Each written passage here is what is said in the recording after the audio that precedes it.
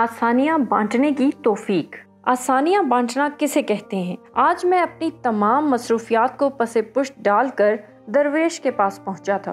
पहुंचते ही मैंने दोनों हाथों से मुसाफा किया और बिला तमहीद दरवेश से दुआ करने को कहा। दरवेश ने मेरे कंधे पर हाथ रखा और बड़े जुज़्ब से दुआ की, अल्लाह पाक तुझे आसानियाँ बांटने की तौफीक अता फरमाए। मैंने हैरत से कहा, हजरत अल्हम्दुलिल्लाह, हम माल पाक करने के लिए हर साल वक्त पर ज़कात निकालते हैं, बलाओं को टालने के लिए हस्बे ज़रूरत सदका भी देते हैं, इसके अलावा मुलाजमीन की ज़रूरतों का भी ख्याल रखते हैं। हमारे काम वाली का एक बच्चा बीमार रहता है, उसके इलाज, और एक बच्चा पढ़ रहा है, उसकी तालीम का खर्चा भी खुद ही उठाते हैं। अल्लाह पाक की तौफीक से हम तो काफी आसानियाँ बांट चुके हैं। दरवेश थोड़ा सा मुस्कुराया और बड़े धीमे और मीठे लहजे में बोला, मेरे बच्चे, सांस, पैसे, खाना, ये सब तो रिस्क की मुख्तलिफ किस्में हैं, और याद रखो कि राज़िक और रज़्ज़ाक सिर्फ और सिर्फ अल्लाह ताला ही है। तुम या कोई और इंसान या कोई और मखलूक नहीं। तुम जो कर रहे हो, अगर ये सब करना छोड़ भी दो तो भी अल्लाह ताला की ज़ात ये सब फकत एक साथ में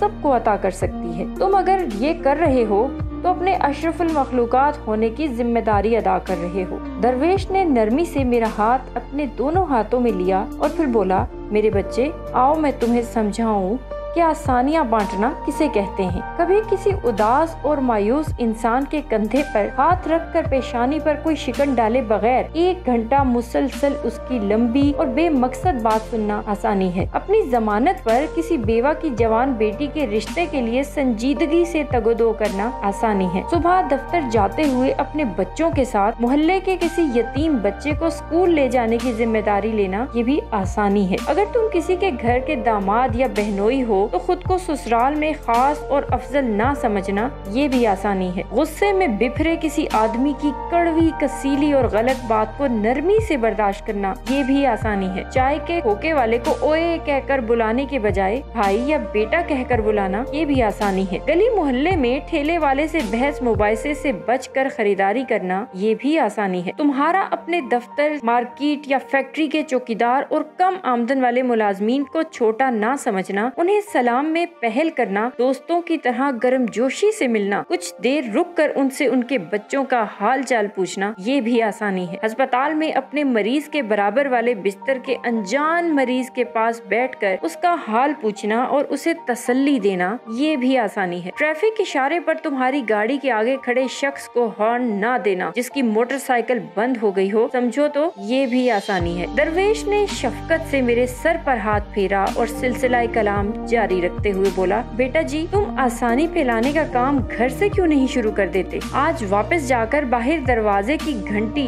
सिर्फ 1 मर्तबा देकर दरवाजा खुलने का इंतजार करना। आज से बाप की डांट ऐसे सुनना जैसे मोबाइल पर गाने सुनते हो। आज से माँ की पहली आवाज पर जहाँ कहीं हो फौरन उनके पास पहुँच जाया करना। अब उन्हें तुम्हें दूसरी आवाज देने की नौबत न आए। बहन की जरूरत उसके तकाजे और शिकायत से पहले पूरी कर दिया करो। आइंदा से बीवी की गलती पर सबके सामने उसको डांट डपट मत करना। सालन अच्छा न लगे तो दस्तरखान पर हरफे शिकायत बुलंद न करना। कभी कपड़े ठीक इस्त्री ना हो तो खुद इस्त्री दुरुस्त कर लेना। मेरे बेटे, एक बात याद रखना, जिंदगी तुम्हारी मोहताज नहीं, तुम जिंदगी के मोहताज हो। मंजिल की फिक्र छोड़ो, अपना और दूसरों का रास्ता आसान बनाओ। इंशाअल्लाह ताला मंजिल खुद ही मिल जाएगी।